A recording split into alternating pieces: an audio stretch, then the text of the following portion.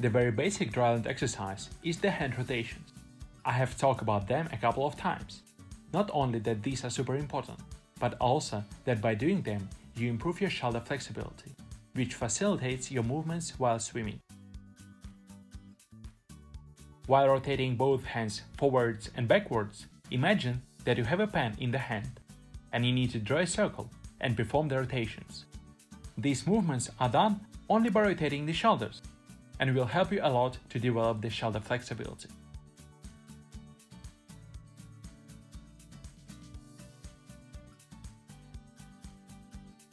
Windmill rotations forwards and backwards will help you to train the coordination of your movements for freestyle and backstroke swimming. Also, it develops your shoulder flexibility and body balance.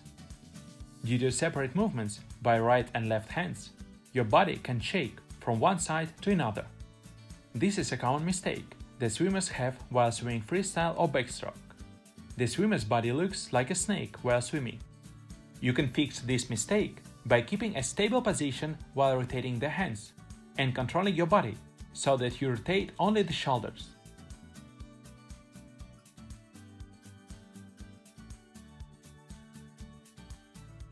One-hand rotations also develops shoulder flexibility and the correct straight position of the body while rotating hands.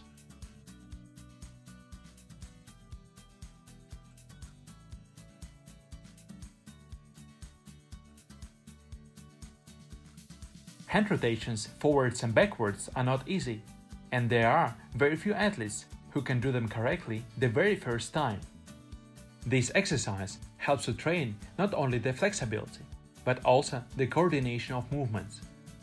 In the first part of the rotation, in front, the starting position is when the hand is raised up, and you should perform the movement to the side.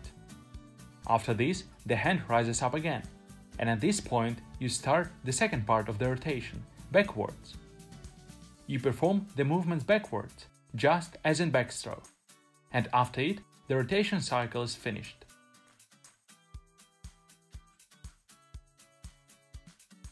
Rotations with a stick are very useful for all swimmers, because everyone should be able to swim freestyle.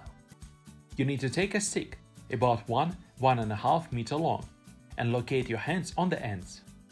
Start doing the rotations so the middle point of the stick is always in the same position, and despite the motion of your hands, the middle point doesn't move.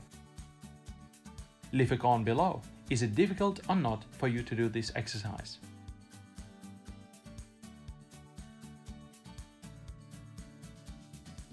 You have already seen the rotations with a rubber band in the butterfly swimming lessons. I recommend doing this with a rubber band to avoid injuries. Rotations with a rubber band is the same as the hand rotation exercise, but much more effective.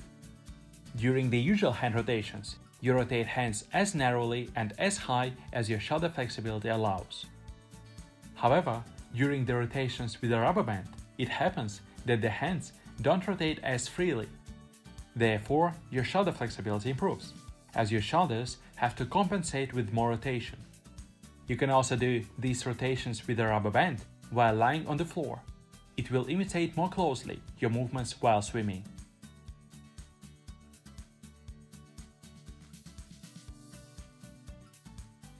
The next exercise is elbow rotations. It is also quite a difficult exercise. However, it helps you to relax your movements and train your coordination. The starting position for this is with your hands stretched out to the sides. After this, you perform the rotation of the forearm to the chest, while elbows stay at the same position. To do the rotations through the upwards part of the motion, you need to turn your hand so that your elbow faces downwards. But to perform the rotations from the chest through the downward part of the motion to the starting position, you'll need to turn your elbow so that it faces upwards. Stretching is crucial for any level of swimmer. It helps greatly in developing the flexibility of the back as well as stretching the leg muscles. There are different kinds of stretches, and each of them have their own goal and idea. For example, you can stretch forwards when the legs are together, or when the legs are shoulder width apart. Or stretching can be done with the right leg to the center and to the left leg. The most useful stretching for a swimmer is performed forwards, when the hands are behind the back and wrists are turned inside. Be sure you turn your wrist to the right side, otherwise this exercise won't be effective. In this position, you do the stretching forwards. By keeping hands in this position, you also develop shoulder flexibility. For the majority of swimmers, this exercise will be very difficult. However, don't let this deter you. When I started swimming, I couldn't do this at all.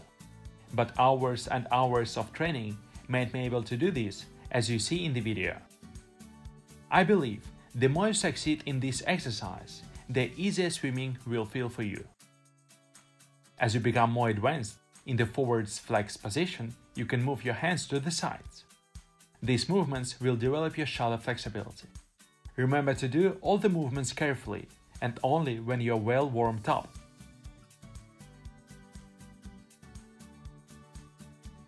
For the next stretching exercise, you need to stand so that your legs are a little wider than your shoulder width. Then you need to put your left hand on the right leg and keep your back straight. In this exercise, you need to turn your back and stretch out your arm, which is in the air, as much to the side as possible. It is excellent if your arm, which in the air, can extend so that it is horizontal to the floor.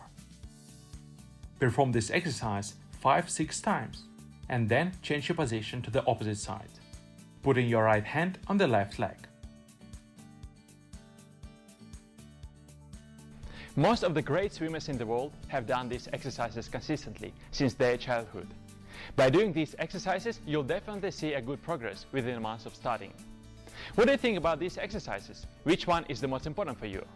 We'll also look at some other exercises in the second video. Give a video a thumbs up if you like the content and subscribe to the channel.